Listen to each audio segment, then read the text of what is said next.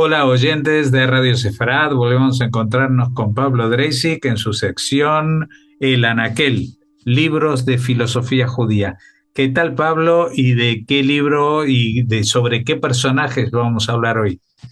Sí, querido Jorge, hoy vamos a colocar un libro muy interesante, muy importante, de la profesora de la Universidad de Pisa, investigadora, la doctora Alessandra Veronese, y es un libro iluminador porque en esta nuestra biblioteca infinita de libros de pensamiento y filosofía judía, em, advertimos que en general nuestros pensadores y filósofos eh, no, distintamente a otros pensadores y filósofos, muchos de ellos son banqueros, son comerciantes o han sido banqueros, han sido comerciantes, han sido viajeros, es decir, que el mundo judío ha producido cierto tipo de luminarias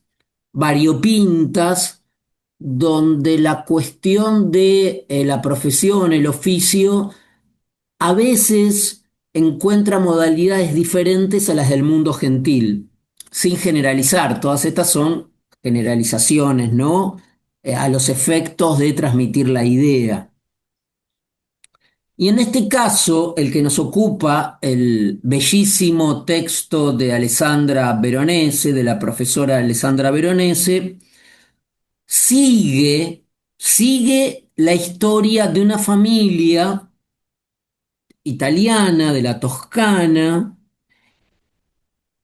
y además de seguir a esta familia de Volterra, hay una reflexión acerca de cómo pensar la propia historia judía, una cuestión metodológica que en lugar de pensar en la comunidad de aquí o la comunidad de allí, la comunidad, no sé, de Pisa, de Ferrara, de Minsk, de Bolinia, de París, ver la historia judía a través de las familias. Por supuesto, esto viene de un contexto más amplio donde muchos historiadores e historiadores del pensamiento siguen familias, y precisamente la vida judía, que se caracteriza por su carácter errante, diaspórico, trashumante, viajero, las familias a veces no se corresponden exactamente con un solo sitio donde se arraiga una comunidad, sino que son familias ambulantes, son familias eh, que se desplazan, y entonces eso conforma, por supuesto, toda una modalidad de vida particular que, como digo, y una metodología que elige, en vez de examinar los judíos de tal sitio en particular, eligen traslados de familias. Y esas familias, a veces no es toda la familia la que se desplaza, a veces se desplaza una parte de la familia, con lo cual el cosmopolitismo judío se ve reforzado porque en una misma familia hay miembros que residen en localidades diversas. En este caso, con los Volterra, tenemos que el fundador originario eh, proviene de Bolonia. Incluso apunta la profesora Veronese que estos de Bolonia habrían incluso provenido de Fabriano en la segunda mitad, no hablamos de épocas, Estamos en el siglo XV y habrían tenido origen, no origen, se remonta a Fabriano, luego Bolonia y luego Volterra a finales, o mejor dicho, a principios del siglo XV, ¿no? Y después quedan con el apellido, ¿no? Sabemos a la cuestión de los toponímicos, ¿no? En el mundo judío, los apellidos que conservan, y no solo los Volterra por Volterra, sino en España ni que hablar, ¿no? Los Toledano, etcétera. Córdoba, muchísimo. Bueno, al comienzo eran da Bolonia, ¿no? Por ejemplo, Buenaventura, diga Genatano da Bolonia. Y luego pasan a ser Volterra, ¿no? Son todas ciudades no muy lejanas una de otras.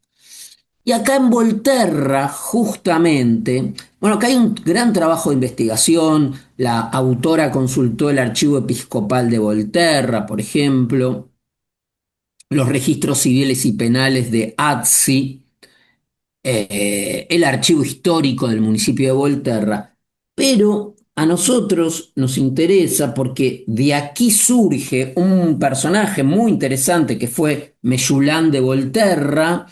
Fue un banquero, como dijimos antes, esto de lo variopinto, ¿no?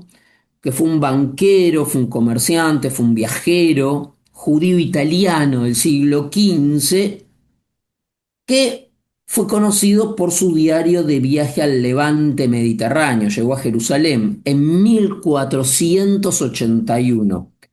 Como dijimos, había nacido en Volterra, Meyulam de Volterra. Y él, en nuestra emisión pasada, en nuestro despacho pasado de El Anaquel, nos referimos a la familia Tibón, los Tibón, ¿no? Otra familia de intelectuales, ¿no? Los Ibn Tibón, Samuel, el traductor de Maimónides y toda familia de filósofos.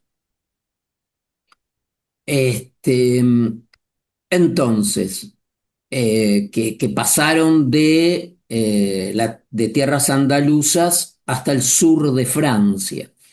Ahora, Mesulam de Volterra sale en 1481 desde Italia hasta Jerusalén,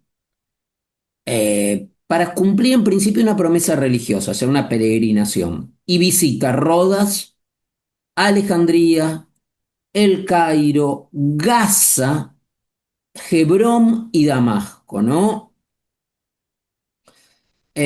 Volterra, Meyulán, era contemporáneo de Lorenzo de Medici, el famoso Magnífico en Florencia, y todos los testimonios hablan de un comerciante culto e influyente, ¿no? Su obra es muy importante.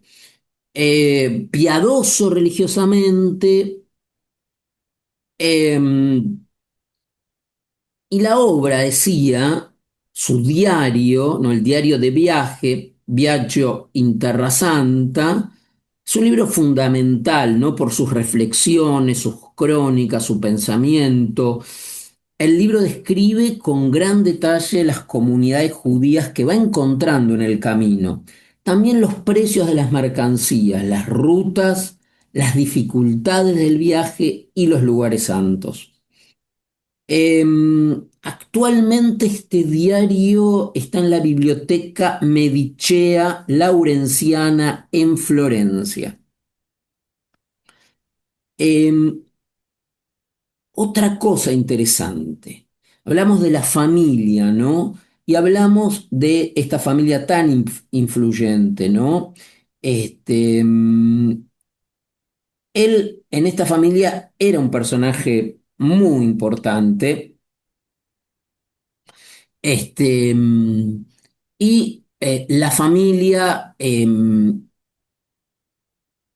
como grupo, a pesar de sus desplazamientos, actuó durante el Renacimiento muy vinculado a las artes, el pensamiento, eh, el patrocinamiento de emprendimientos y su miembro más conocido, destacado, fue precisamente Meshulam. Entonces, la obra de la profesora Veronese tiene un doble mérito para mí, en mi opinión. El adecuar una gran colaboración para la historia judía y del pensamiento y la vida social y económica judía, centrándose más en la lógica de las familias que la lógica eh, toponímica de los lugares, que la lógica geográfica, que la lógica geográfica. Y por otra parte, también tiene el mérito de hacernos ver cómo en el mundo judío, como ocurrió con la familia Barbour, con tantas familias, hablamos de Ibn Tibón, con tantas familias destacadas que también la lógica es que transmitían el mandato de investigar, de cultivarse, y de tener y de colaborar con aquel lugar, de colaborar también, no solo monetariamente, no solo con trabajo, sino con aportes a la cultura y a la ciencia en aquellos lugares donde eran alojados, siendo que no estamos hablando de ciudadanos en esa época, con plenos, no solo con plenos derechos, sino simplemente no tenían propiedades ni eran, hay que pensar eso, ciudadanos. Así que recomendamos particularmente el libro de la profesora Veronese. Pues te agradecemos mucho que nos recomiendes este libro que tiene tantos temas de interés, muchos de ellos desconocidos para la mayoría. Yo confieso que no conocía el tema de Meshulam Volterra y de su familia. Hasta la próxima. Gracias, querido Jorge.